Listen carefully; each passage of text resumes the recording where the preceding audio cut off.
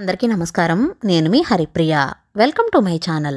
ఇవాల్టి వీడియోలో కలియుగ దైవమైన వెంకటేశ్వర స్వామి వారిని శ్రావణ మాసంలో శ్రావణ శనివారం పూట ఏ విధంగా పూజ చేయాలి, శ్రావణ మాసంలో శనివారం రోజున వెంకటేశ్వర స్వామి వారిని ఆరాధించడం వల్ల జాతక దోషాల్లో ఉన్న శని ప్రభావాలు అన్నీ తొలగిపోతాయి. మీరు 7 శనివారాల వ్రతం ఆచరించినా ఆచరించకపోయినా సరే ఈ శ్రావణ మాసంలో వచ్చే శనివారాలను పూజ చేసుకోవచ్చు. నేను ఈ రోజున చెప్పే పూజా విధానం శ్రావణ మాసంలో శనివారం రోజునే కాకుండా మామూలు రోజుల్లో అంటే మామూలు శనివారాల్లో కూడా శనివారం రోజుల్లో పిండి దీపం పెట్టుకుని యాలుకల మాలను ఆ శ్రీనివాసునికి సమర్పించి ఎలా ఆరాధించాలో అనేది చాలా క్లియర్గా, చాలా డీటెయిల్డ్గా ఇవాల్టి వీడియోలో తెలుసుకుందాం. శ్రావణ మాసంలో శ్రావణ పౌర్ణమి నాటి చంద్రుడు శ్రవణ నక్షత్ర సమీపంలో ఉండడం వలన ఈ మాసానికి శ్రావణ మాసం అని పేరు వచ్చింది. శ్రావణ మాసం అంటేనే పూజలు, వ్రతాలు, నోములు చేసుకోవడానికి, శుభకార్యాలు చేసుకోవడానికి అనువైన మాసంగా చెప్తారు.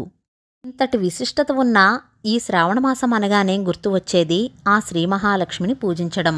మహాలక్ష్మిని వరలక్ష్మిగాను, వరాలను ప్రసాదించే సిరి మహాలక్ష్మిగాను ఈ శ్రావణ మాసంలో మనమందరం పూజిస్తాం కదా. వరలక్ష్మీదేవిని ఎక్కడైతే పూజిస్తామో అక్కడ శ్రీనివాసుడు కొలువై ఉంటాడు. కాబట్టి అమ్మవారితో పాటుగా అయ్యవారిని కూడా పూజించాలి. అలాగే స్వామివారికి ఎంతో ఇష్టమైనది పిండి దీపం. ఈ పిండి దీపాన్ని శనివారం పూట తప్పనిసరిగా పిండి దీపం పెట్టి ఆరాధించాలి. పిండి దీపం తయారు చేసుకోవడం కోసం వరిపిండి కావాలి. ఈ పిండిలోనే అరటిపండు, బెల్లం, కొద్దిగా నెయ్యి వేసుకుని ఆవు పాలతో కానీ మంచినీటితో కానీ చలివిండి తయారు చేసుకోవాలి. వీటిని 7 ప్రమిదలుగా చేసుకుని సిద్ధం చేసుకోవాలి. అలాగే ముందే చెప్పాను కదండి, యాలుకల మాలతో ఆ శ్రీనివాసుడిని ఆరాధన ఎలాగో అని. అన్ని రకాలైన ఆర్థిక ఇబ్బందులు ఉంటే శక్తివంతమైనది యాలుకల మాలను ఆ శ్రీనివాసునికి సమర్పించడం. ఈ యాలుకల మాలకు 27 యాలుకలు తీసుకోవాలి. 27 యాలుకలే ఎందుకు తీసుకోవాలి అంటే కనుక మనకున్న నక్షత్రాలు 27. మనం ఏదో ఒక జన్మలో ఏదో ఒక నక్షత్రంలో పుట్టే ఉంటాం కదా. అన్ని జన్మల్లో ఏదో ఒక నక్షత్రంలో పుట్టి ఉంటాం కదా. అలా జన్మజన్మల దోషాలను పోగొట్టుకోవడానికి 27 యాలుకల పరిహారం పాటించాలి. ఆర్థికంగా బాగా ఇబ్బందులు ఉన్నా, డబ్బు సమస్యలు ఉన్నా, అనుకున్నప్పుడు ఏ పని జరగడం లేదు అన్నా అనుకున్నవారు ఈ శనివారం నాడు 27 యాలుకలు తీసుకోండి. ఈ 27 యాలుకలతో మనకు వెంకటేశ్వర స్వామిని ఆరాధించడం వల్ల మీకున్న ఏ సమస్య అయినా సరే తొందరగా పరిష్కారం అవుతుంది. ఇప్పుడు ఈ 27 యాలుకలను కొంచెం సేపు నీళ్లలో నానబెట్టాలి. 1-2 నిమిషాలు నీళ్లలో నానబెడితే సరిపోతుంది. అలాగే అలా తడిపిన తర్వాత ఒక దారం తీసుకుని ఆ దారానికి కొద్దిగా పసుపు రాసుకోవాలి. ఇప్పుడు ఆ దారం వల్ల పసుపు దారం అవుతుంది. ఈ పసుపు దారానికి 27 యాలుకలు గుచ్చుకోవాలి. అలా పసుపు రంగు దారానికి 27 యాలుకలు గుచ్చితే యాలుకల సుగంధమాల తయారవుతుంది. ఒక్కొక్క యాలుకను సూదితో గుచ్చుతున్నప్పుడు ఓం నమో వెంకటేశాయ అని కానీ, ఓం నమో నారాయణాయ అని కానీ తలుచుకుంటూ గుచ్చాలి. అలా 8 శనివారాలు చెయ్యాలి. ఇలా 8 శనివారాలు ఒక్కొక్క కొత్త యాలుకల మాలను వెంకటేశ్వర స్వామి వారికి ధరింపచేయాలి. ఏ వారానికి ఆ వారం పాత యాలుకల మాలను మన దగ్గర పెట్టుకుని కొత్త యాలుకల మాలను స్వామివారికి వెయ్యాలి. ఇలా 8 శనివారాలు పూర్తయిన తర్వాత ఈ 8 యాలుకల మాలను ఎక్కడైతే హోమం జరుగుతుందో అక్కడ దగ్గరలో ఉన్న దేవాలయానికి హోమంలో వేయమని వేద పండితులకు ఇవ్వాలి. హోమంలో వేసినప్పుడు ఓం నమో వెంకటేశాయ అని తలుచుకుంటూ ఉండాలి. దీన్ని ఏలా సుగంధమాల పరిహారం అంటారు.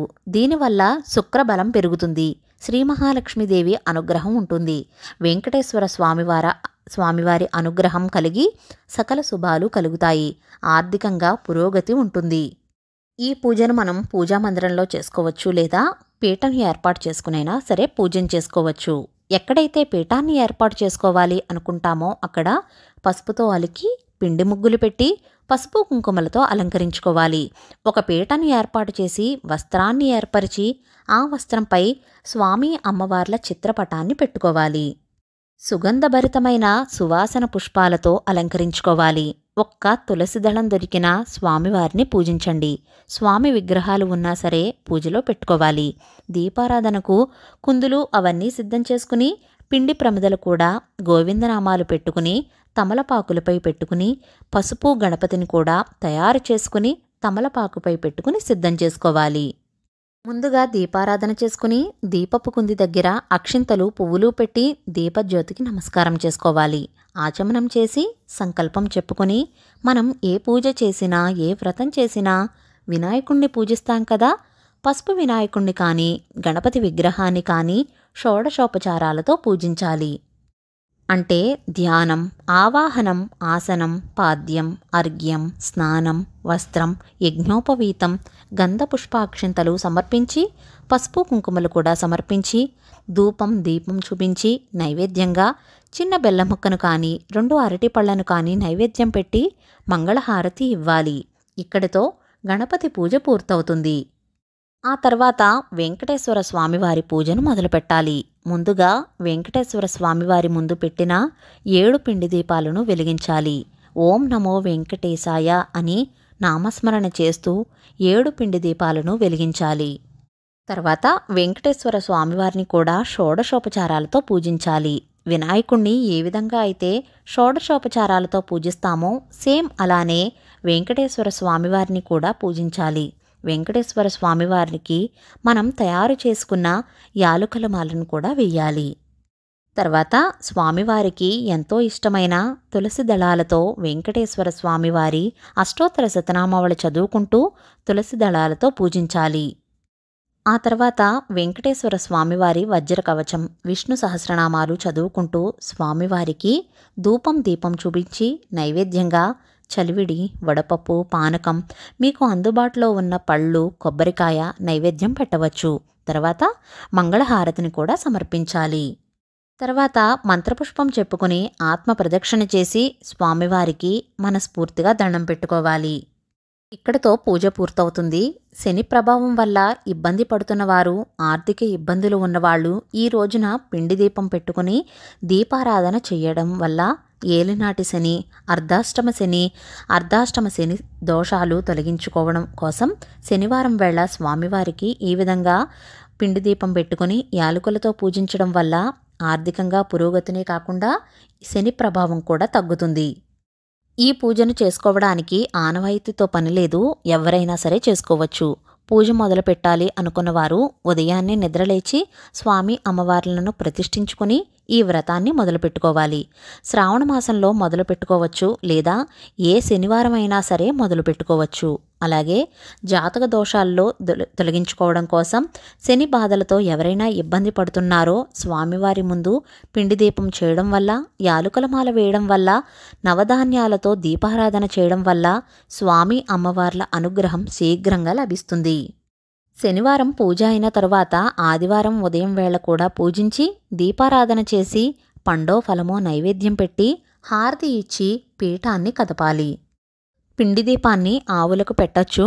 పసుపు గణపతిని పూజకు వాడిన పుష్పాలను అన్నీ కూడా పచ్చని చెట్లో కానీ పారే నీటిలో కానీ వేయచ్చు.